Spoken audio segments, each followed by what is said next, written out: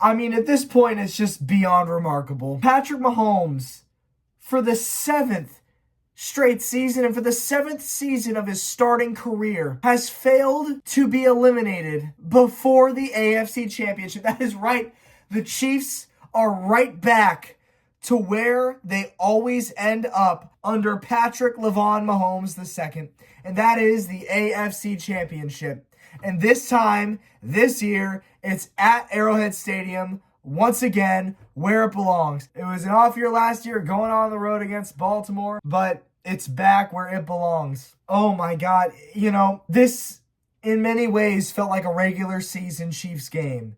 And you want them to turn the corner. You want them to bust out the good plays. You want them to look like the Chiefs of old. You want them to look like the typical playoff Chiefs. They didn't quite do that yet. It seems like more so it was, as Nick Wright would say, one last practice before the season really begins. And that is, of course, the AFC Championship. Because every year Mahomes has started in this league, the worst he has finished is an overtime loss in the AFC Championship, in the Final Four. I mean, just think about it, man. You can hate it all you want. You could envy the success all you want. And believe me, I did with several teams for a very long time. Obviously, most notably, the Brady era of the Patriots teams. It is so incredibly easy to just get so tired of seeing the same team over and over and over again.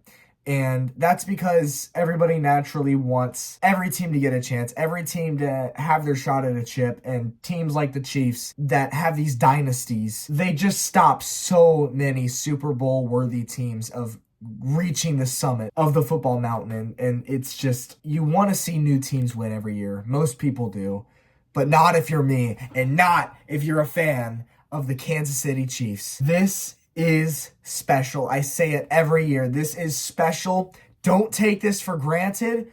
Don't let this become a thing that's just expected, like it should just be given to you, because you need to cherish this.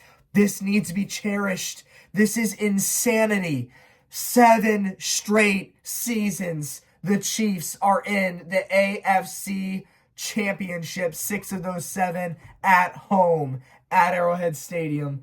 And of course, this year being one of them. Let's see how the Chiefs got here. The Chiefs started hot. Nico Remigio for the Chiefs returns the ball from the Houston 32, 63 yards all the way to the Houston 26. But that didn't come without him actually getting the ball punched out. He did fumble this opening kick once he got down to the 26. Thank God Samaje Perine was there to hop on it. Nico Remigio, I don't know what to tell you, dude. You're a rookie. You're a guy who's fought for a roster spot. Great return. But, dude, you need to hold on to that damn football. That's the second time you've done this since you were elevated from the practice squad. You cannot be doing this anymore. This is your last one. Because if you do this shit in the AFC Championship, or dare I say the Super Bowl, it could really hurt the Chiefs. He did this on Christmas Day versus the Steelers, so it's the second straight game, actually. So it's 2 of the last 3 games he's done this. Stop it. It's going to hurt the team. It seems like it's a Chiefs tradition. It doesn't matter who's back there returning kicks or punts. A fumble is bound to happen at some point. With the Chiefs. Doesn't matter who's back there. It always happens. Happened with McCole Hardman for a really long time. It was just so aggravating. But thankfully, Perine was there to recover it. On top of Perine recovering the fumble, Houston was penalized for an unsportsmanlike conduct, which was him ripping his helmet off on the field and shoving his own special teams coach. What the hell are you doing? That's the quickest way to get cut from a football team. Throwing your helmet and shoving your coach like a toddler. Just 13 seconds into a playoff game, I mean, that's the quickest way to get cut. I mean, you should be benched for the rest of the year, no questions asked. That's inexcusable. If that happened to the Chiefs, I'd be pissed. The Chiefs now start their drive on the Houston 13. They're in the red zone already. The first play is a carry from Pacheco, gets tackled for a loss of a yard, and the next 2 plays would be Mahomes' incompletions. The Chiefs, starting their drive at the 13-yard line in the red zone, lose 1 yard on the drive. Sorry, guys, I don't know what going to tell you, you can't do that in the AFC Championship. You can't do that in the Super Bowl. You've got to punch us in. Listen, I'm going to give them the benefit of the doubt. They haven't played a football game in 3.5 weeks. Give them the benefit of the doubt that it's just, they weren't prepared to be in such a good position so early on. And the rust and they just had to shake it off. And, we'll take points as they come. And that's what the Chiefs did. Bucker with the 32-yarder. It's 3-0 Chiefs. Just 2 minutes into the game. The Texans respond with a 10-play, 68-yard drive of their own, which results in a 30-yard Fairbairn field goal. The Chiefs get the ball back, and they would drive down the field once more themselves. This is their first drive where they're in their own territory, and they get up 51 yards. They were driving the ball very, very well. Now, of course, when they were at their own 33, there was a 3rd and 8. Will Anderson on the Texans is called for what is now a controversial roughing the passer call, and it gave the Chiefs an automatic first down. The Chiefs end up getting 3 points out of it. Was it a penalty? I don't think so. I don't agree with it. I think it was a bad call. The NFL really, really wants to protect its quarterbacks, especially in the playoffs. I understand why Texans fans were mad at this one in particular. It's a 3rd and 8. The drive would have been over. The Chiefs would have punted. Instead, they get 3 points. The Texans, however, on their next drive, they don't do anything. They go 6 plays, 12 yards. They end up punting it. And the Chiefs, with now an opportunity to go up 2 scores, they run 7 plays. They don't get anything. They punt. Now, the Texans have the ball in their hands. It's 8 plays, 43 yards. They get to the Kansas City 37. They line up Fairbairn for a 55-yard field goal, and it is no good wide right by a lot. So let's keep track of points because they're going to matter in a few minutes when I bring them up. That's 3, okay? That's our counter right now. It's 3 points. The Chiefs get the ball back, and on just 5 plays, they get a touchdown. It comes after Mahomes' first play was an incomplete deep on pass into the hands of Marquise Brown, who just drops it. But it wouldn't matter because the very next play, Mahomes threw a pass up the middle to Kelsey, who took it 49 yards all the way to the 6-yard line. So Hollywood drops the ball. Who cares? Here comes playoff Travis Kelsey. And did the Chiefs get Kelsey involved very early on? The touchdown would be a Kareem Hunt 1-yard rush up the middle. The Chiefs are now up 2 scores, 13-3, and they look like they are now starting to control it a little bit here in the first half. The Texans respond with a 9-play, 4-minute drive. They get a field goal, 48 yards from Fairbairn is good. They leave the Chiefs with just 16 seconds. The Chiefs elect to kneel to take it to halftime. Beginning the second half of this game was far less than ideal for the Chiefs. The Texans run a punishing of a drive to the Chiefs defense. I mean, you're talking 15 plays, 10.5 minutes. They had this ball for the first 10 minutes and 24 seconds of the third quarter, just bullying the Chiefs defense, picking them apart this whole time, especially Joe Mixon at running back. Mixon obviously is no stranger to playing an Arrowhead or the Chiefs in general, being a former Bengal. But, I mean, this drive was just a killer for the Chiefs defense, having to stay on the field for 10.5 minutes. Not ideal. The Texans get the touchdown. It's Joe Mixon. Surprise, surprise. It is 13-12 because Fairbairn misses the extra point. The counter is 4 points. The Chiefs respond with a touchdown drive of their own. But of course, there'll be another controversial call in favor of the Chiefs because according to social media, there's one every single game. And just like the first one, I don't like this one either. I don't agree with the call. I don't think it was a good call. The Chiefs drive continues. They get to the red zone once more. 1st and goal at the 8, Mahomes sacked. 2nd and goal at the 13, Mahomes scrambles for 2 yards. 3rd and goal at the 11, Mahomes with just a vintage Mahomes play. He's getting tackled from behind, falling to the ground, dives, throws 11 yards right in the chest of Travis Kelsey for the touchdown. Those damn refs. It's 20-12. Kansas City. When this happened, it reminded me of that incredible Superman throw that he made against Tampa in the Super Bowl back in 2021, where it hit the guy right in the hands and he just didn't catch it in the end zone. But this time it was caught. A lot shorter of a throw, so it wasn't as remarkable, but it was still the same kind of looking play. Getting tackled from behind, diving, throws with his body nearly parallel to the ground, just tosses a bullet to Travis Kelce for the touchdown. The Texans on their next drive, we're in the fourth quarter now. 6 plays, 10 yards. On 3rd and 10 here, Stroud threw an incomplete pass to Dameon Pierce. And then strangely, they rushed to the huddle on 4th and 10. And they rushed a playoff with about a second left. They were panicking. And Stroud gets sacked. If I were Houston, wouldn't have done this. This was an impulse decision. You didn't think about it at all. You hardly had time to call a play. Just a big mistake from Houston here. It's a big mental mistake to go up and rush that 4th and 10. And with 10 minutes left in the fourth quarter, just down 1 score. I don't really get it. The damn refs. The Chiefs now have a chance with a little less than 10 minutes to go in the game to go up 2 scores and pretty much take control of the game. And of course, it is vintage Chiefs to go 3 and out right here. That's exactly what they do. 1 yard, 3 and out. Here you go, Texans. Merry late Christmas. Your ball all over again. But thankfully, the Chiefs defense would hold strong and hold the Texans to a 3 and out of their own on the very next drive. The Chiefs respond by actually not going 3 and out this time. They go 7 plays, nearly 3 minutes on the drive. Burn the clock down to 4 minutes, 38 seconds. Bucker makes a 27-yard field goal. And the Chiefs now have a 2-score lead. It is 23-12.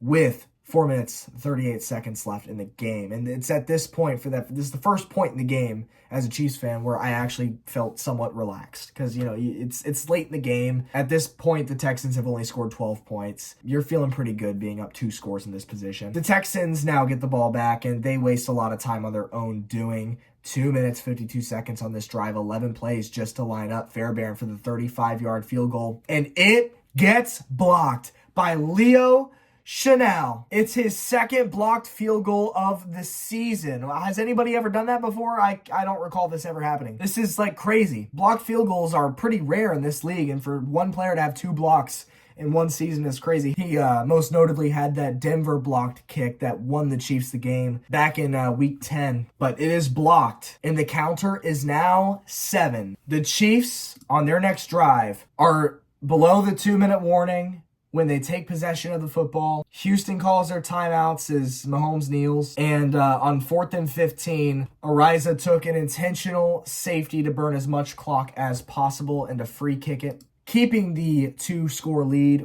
with a 9-point lead. And the Texans, with just 7 seconds to go down 2 scores, they concede the game by kneeling themselves, which is kind of odd. I've never seen this one before. Obviously, the Texans were rational and knew that there was no possible way they were going to win this game.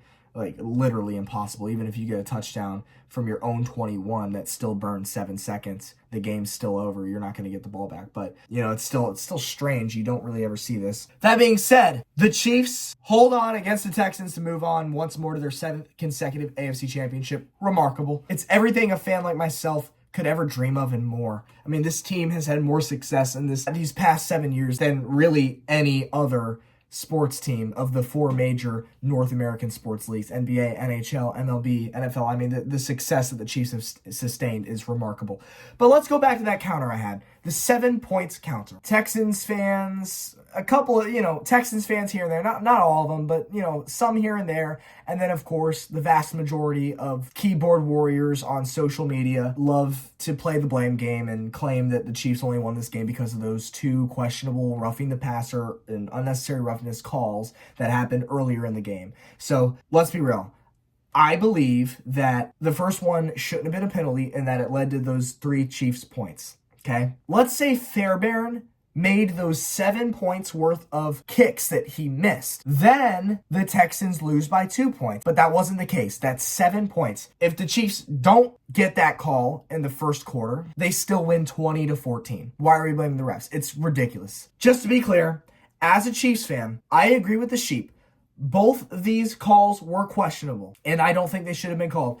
The first one extended the Chiefs' drive, and they got 3. The second one came on first down, so even if it wasn't called, it's childish to play the would've, could've, should've game and assume that the Chiefs wouldn't have still gotten a first down and further extended their drive. That said, I do agree the calls were not good, but to suggest that the sole reason the Chiefs lost this game was because of 2 bad calls, where one came in the first quarter of a tied 3-3 game and the second one coming in the third quarter when the Chiefs only had a 1-score lead, is beyond lunacy. Period.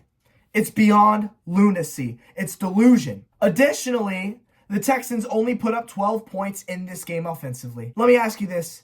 Do you, or does anybody, genuinely believe that this Chiefs offense in the playoffs wasn't going to score at least 13 points? The whining, whimpering, coping, and crying coming from the jealous losers is peak comedy and music to my ears. Chiefs fans like myself just have to cherish this hate, blame game, and excuses week by week, because it all means that we are witnessing greatness each and every week, and people cannot bear the success of a team that isn't theirs. I swear to God, social media has really created a culture of crybaby sore losers. When a team loses a close game, regardless of context or events that took place throughout the game, it's almost always pinpointed on the referees. For example, could you imagine if the Brady Tuck rule game happened in this current decade with the social media presence? The outrage would have been insufferable. And one last note before I move on. The fact that Will Anderson blamed the refs for the outcome of this game, along with CJ Stroud and head coach DeMeco Ryans suggesting that the Texans had to play against the refs, is beyond sad and unprofessional, and it shows you who the Texans as a team are, and that is a bunch of whiny, sore losers. These are grown-ass men who are at the highest level of profession in sports. Leave the whining to the teenagers on social media and take your losses as normal adults should. But for those comments that came out of the Texans locker room post-game, welcome aboard the board of excuses. See you next season. Chiefs and refs versus everybody. Apparently, right? Apparently. Looks good up there. With that, man, Andy Reid, 300th career win as a head coach. Remarkable. Mahomes now ties Joe Montana for postseason wins and conference championship game appearances. The only man he trails now in both of those categories is, of course, the GOAT himself, Tom Brady. The pace Mahomes is on certainly makes me feel like he will, towards the end of his career, surpass him in almost all these categories as long as he stays healthy. But that being said, this was an overall a good game for the Chiefs. They had more opportunities to put points up that they didn't do, but I'm not going to sit here and be too mad about it because you have to believe that this was a mixture of rust from not playing for 3.5 weeks and not putting together your best playbook for the divisional round. That's just what Andy does. That's what the Chiefs do. It's every single season, and you gotta believe that they will come a lot more prepared next week. Speaking of next week, it is officially going to be the Buffalo Bills back at Arrowhead for an AFC Championship rematch of the 2020 season, where, of course, the Chiefs won that game in dominating fashion, 38-24, to move on to Super Bowl 55 against Brady and the Bucs, which, of course, everybody knows what happened. Of course, these two Bills and Chiefs teams are completely different now as they stand today than they did 4 years ago, 5 years ago, but it's going to be a great one. And I can assure you it's going to be a nail-biter until the very end. And the Bills certainly have every reason in the world to believe that it is finally their time to take down the Kansas City Chiefs.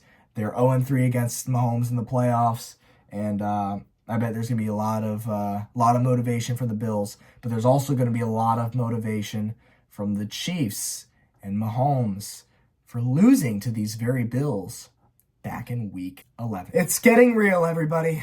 It's getting real. The Chiefs are now 2 wins away from immortality, being the first team in NFL history to three-peat as Super Bowl champions. The dream is getting closer and closer. You can almost taste it. This next game, in my opinion, is going to be a daunting task for the Kansas City Chiefs. But if the Chiefs stick to the game plan and the Chiefs do what the Chiefs do best, then there's no reason that I should have any doubt in them. And I also love that Travis Kelce had such a big game against the Texans here after such an underwhelming regular season campaign. Because all season, everybody's just assumed that Kelce's old, he's washed, he's not getting open anymore, he's not what he used to be. But then this just happened, and he just showed that playoff Kelce is still playoff Kelce. And now the Bills are going to have to prepare especially for that factor, leaving other receivers such as Hollywood Brown, DeAndre Hopkins, Xavier Worthy more open than they might have otherwise have been if Kelce was performing in the playoffs as he did in the regular season. I can't wait for next week. Bills versus Chiefs in the playoffs. Allen versus Mahomes, part 4. I can't wait. Let's go, Chiefs. I'll see you then. One win away from the goddamn Super Bowl, boys. Let's go get it. Let's do this. Let's do it again. Go, Chiefs. See you then. Peace out.